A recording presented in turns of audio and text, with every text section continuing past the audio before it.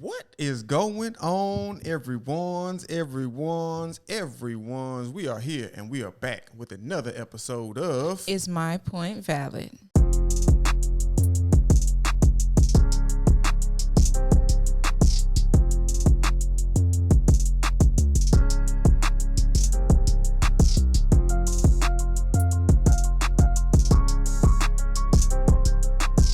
You are now tuned in to Is My Point Valid? Yes, indeed. And before we get into this episode, we want to first thank everyone who has subscribed to our channel, who continues to listen, continues to check in with us on a weekly basis. We appreciate all our new subscribers. Thank you very much. We're going to keep this thing on a rolling, though, with what you know good. So let's go ahead and get into it, baby. What you got? All right. So this week I got in two documentaries. I couldn't remember the word. You went from none last week? 0 to 2, and I'm gonna try and up it because this week the girls and I are taking our summer break, right? Like our week off, and so I'm about to be watching some television. Sure you right. Huh.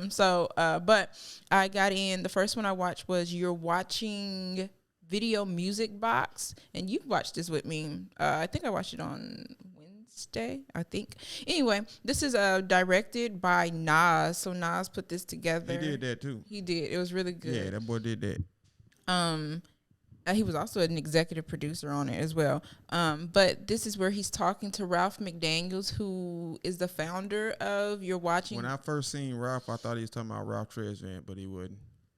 Ralph McDaniels, who was the founder of Youre Watching video music box. And this is where they would go to certain events where hip hop was at, and they would birthplace, and they would New York. Really, it was a lot of it started in New York, and people wanted to be on, have the microphone and say, and then it was the shout out and all of that. Shout out, I want to shout out to my mama and them, right? Stuff like cutting them who locked up doing 10, right? Yeah.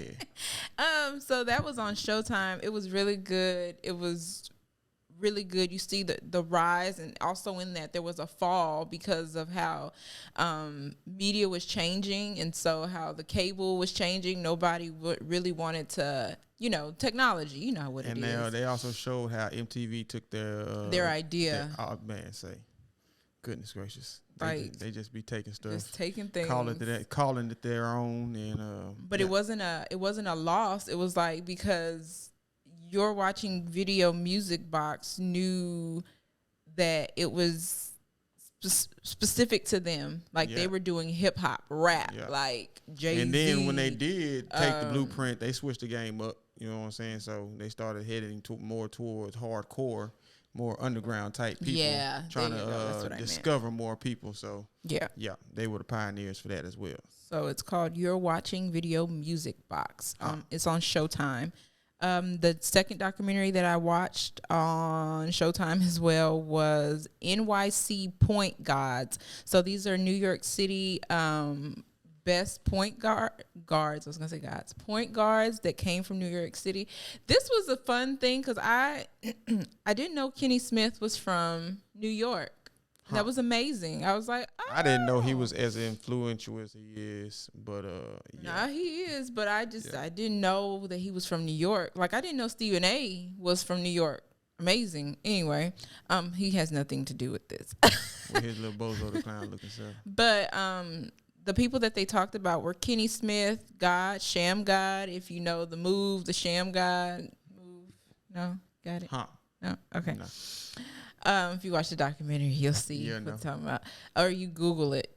Use your Google. They talked about Dwayne Pearl Washington, Mark Jackson. Y'all know Mark Jackson because he is on ESPN, right? Or one of them. He is the guy who never got the credit for forming the Golden State Warriors. Steve Nash got all the credit for that.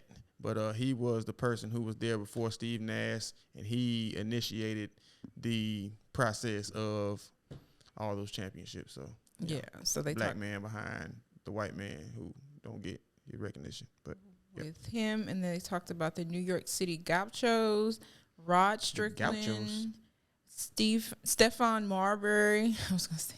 That boy is like a king over there in China. In China, yes. Yeah. Kenny Anderson, Rafer Austin, or y'all might know him as Skip to My Lou. That boy there. So these were the New York City point guards, and they say that a lot of the point guards that come out of New York City. And Rafer Austin, he actually did a couple of years in the NBA, but he didn't last long. He actually played for the Houston Rockets.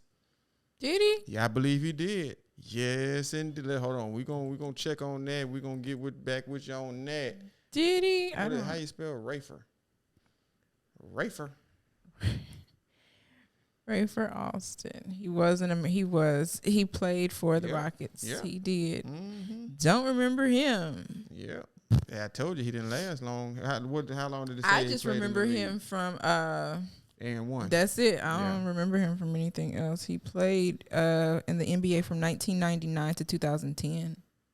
Oh, that was a long time. Still don't remember him. Yeah, that boy did his thing. I stand corrected. I remember and one though, but Anyway. Yep, and that was it for that is called NYC Point Guys, and this was also on Showtime. Next week, I'm definitely having some other things that I'm gonna watch that I can't wait to talk to y'all about, because my little list, it's filled with so much. So much. I think I'm a history buff, but that's all I had for What You Know Good. All right, we're gonna keep a chugging along with the topic for the day. So let the people know what it's gonna be, baby. All right. Is submission bad? So, reference. I see y'all.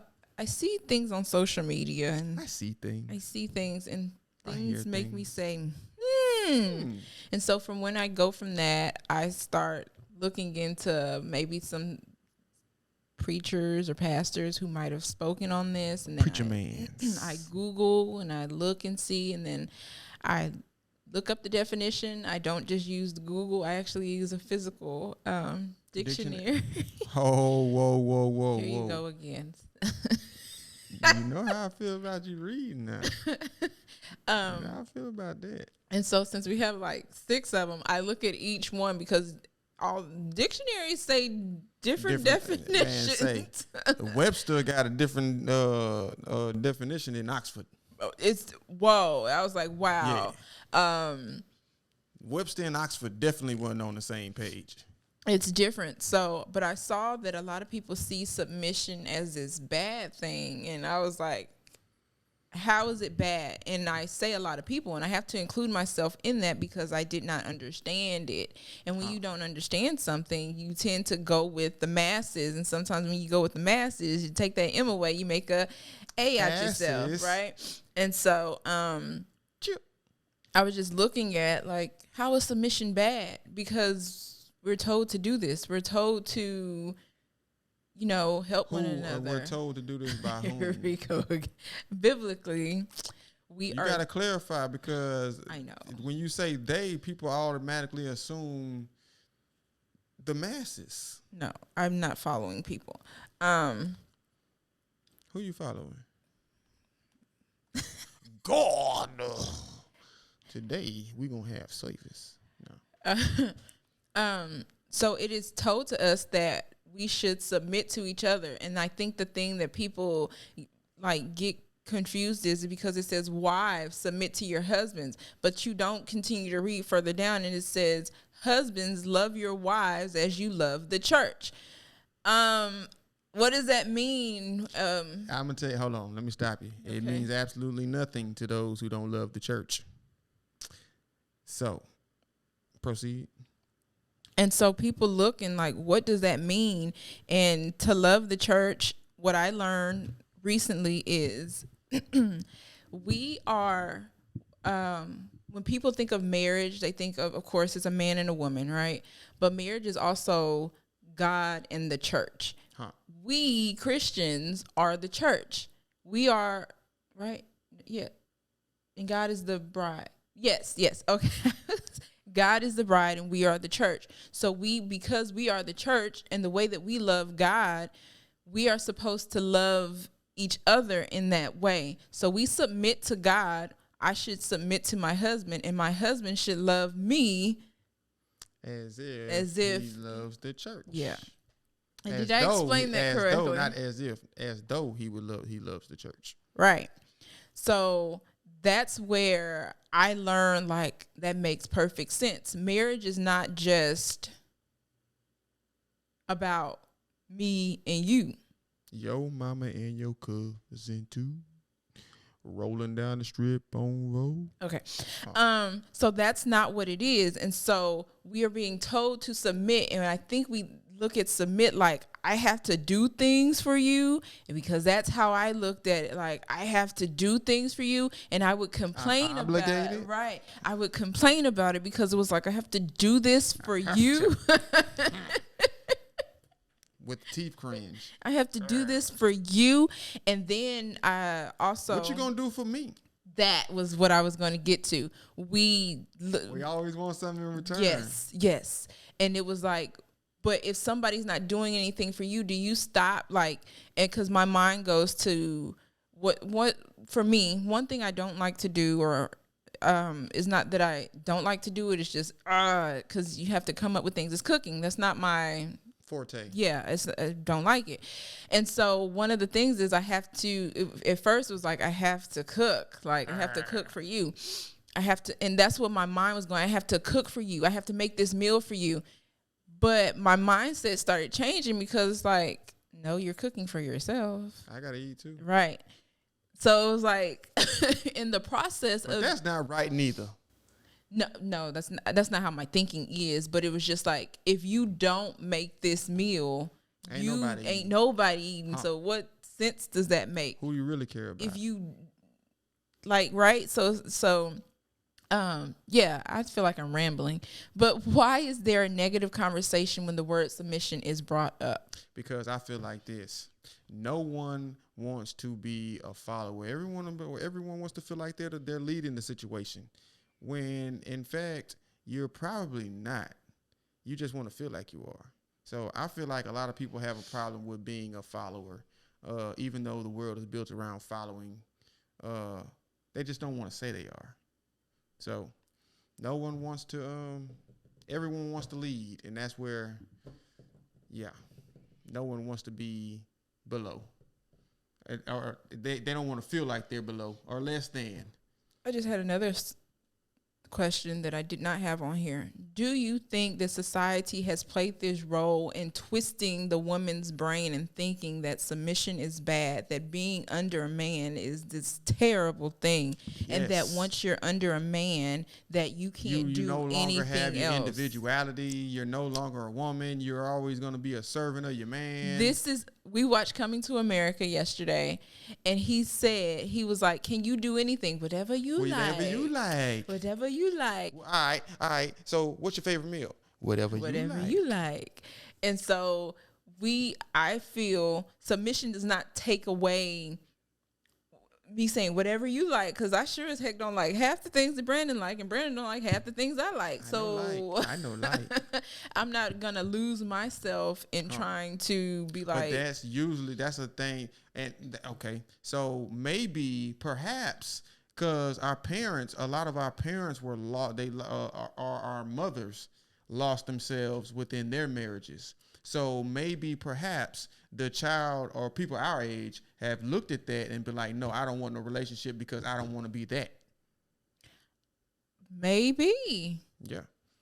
Because they saw their mom, their mother cooking, cleaning, and doing all the motherly things or the household things, or however you want to say it. I don't want to be politically incorrect or anything like that. But they saw that as being a servant, being a maid almost. And they're like, no, I don't want to do that. I want to be INDEP. But you still have to clean for yourself. But I don't want to do it for someone else. But then for a living. Well, I don't do this for a living. That's because you have your individuality. And that's what I'm saying. A lot of women have lost that within their marriage because first they had the word submission wrong.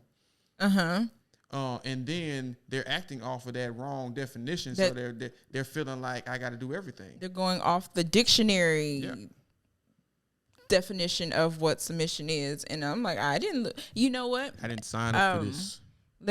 I did lose myself, or I thought I was losing myself. You were losing yourself. I thought I was, because I was so into, okay, this, right? And then, like I said, I don't know if it's because I got probably because I got older, and you start seeing things, right? You start seeing things way differently. But I start seeing it as, yo, I might not like cooking, but I enjoy eating. I don't really enjoy eating. I eat to, what is it? I eat to live. To live. I don't. Yeah. But I just recently, the other day, I was like, I like to do these things for my family, and some people might like, what type of woman? Necessarily about me. What type of woman? No, because if I'm doing things, this is the way that I'm showing my family, like I care about you. I'm gonna wash your clothes. I'm gonna make you food. And it's a blessing. I'm gonna make your bed. It's a blessing. I'm gonna clean the bathroom. It's a blessing. I'm gonna sweep the floor. It's a blessing. Like, those are the things, because I'm here to do it. But it's like, hey, why not? Why not? And then my mind was like, if somebody else were here to do it, what would I be doing? Nothing. You'd be twiddling your thumbs. And it is not good to be a lazy person. I don't mind. You know what they say about I don't mind? It's not good to be a lazy person. Yeah. And I'm a person who needs to. You gonna wake up and be 400-500 pounds. Like, nope, I need to move. I need to do this. I do like to serve my family in that way. I like to be served. I bet. But, and so in that sense, and then when you look at it, I guess biblically, I will say biblically, Brandon loves me. I do. Like Kale love orange soda. And so I just stick with that, and that's what it is. But I just had that thought the other day, like, yeah, I enjoy this, because at first when you put your mind on that something that you don't want to do, of course it's gonna be sucky. Find every doggone excuse as to why you're not gonna do it. Like, of course it's gonna be sucky. Do I like washing dishes? Heck no. Nah. But guess what? The dishwasher was invented, so I'm gonna load that sucker up. My dish is clean, like, you know. But it's things like that. But when you go into something with a negative attitude and then you do not understand, it gets a little fuzzy, and then you do lose yourself, and then you're so busy trying to be almighty or higher than, you lose. Yep. You sure do. You're gonna be out of there. Sometimes you got to be and even men have to be submissive as well. Yeah. It's not just on women. Right. So don't be out here talking about you need to submit. When you going to submit? You can't be out here expecting things from people that you ain't willing to do yourself. So we need to find these people out here who are willing to submit, and then, you know what I'm saying, do what we need to with them. We also need to teach what submission is. And we need to, I'm speaking to women because I am a woman. As a woman, the two people who I'm teaching are my children, right? And it's not you just bend over backwards for a man. It's nothing like that. You do it frontwards. What? If this is message, if this is the life that you are leading, if you are going to be a wife or a mother, these are the things you need to do. To take care. And it's like, at the end of the day, you're taking care of others. You need to at least. Go ahead. My fault. But you're taking care of yourself. You need to at least know how to take care of. At least know how. How? Yeah. You need the wherewithal. How? And then I think some people look at it, you're just pleasing. You're just a people pleaser. No. I'm a husband or a wife pleaser. It's my duty to please that booty. So, submission is not bad. No, it's not. Learn the real definition. I suggest, this is just a suggestion. Yes. That was a lot.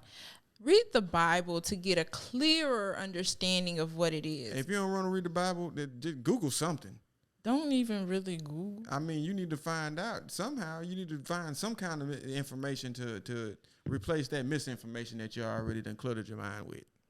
Because society is saying some things, and they have you believe in all kind of foolishness. And it's coming from independent people who are not in relationships, and it's kind of mind-boggling because it's like and everybody listening to them. What? How do you have this information? They ain't even got no insight. They on the outside looking in. Man, and we're speaking to me. I feel like I'm speaking to a married person. Married people. To whoever it applies to. Married people. Whoever it may apply to. Because what's my big thing? Take what you need and throw away the rest. If you acting like a wife, what is it? If you acting like a wife to somebody who's not probably gonna marry you, he ain't gonna never wife you up. Y'all talking about put a ring on? Stop treating that man like a husband if he ain't. Lord have mercy. Find you somebody that's gonna submit just as well as you are, and y'all be all right. And let me say this: it's not easy. It's not gonna be easy because there are some days where it's like, okay, here we go. Okay, so it's not, but it's something you work at and something you strive to be better at. Absolutely. Right? It's all about progress. Every day, get a little bit better. So you could look back and be like, man, look how far I've come. Yep.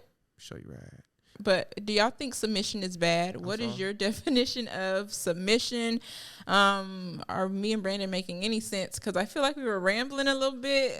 Just a little bit. But if you have something else, let us know down in the comments below because we love talking to y'all. We love y'all. Come on.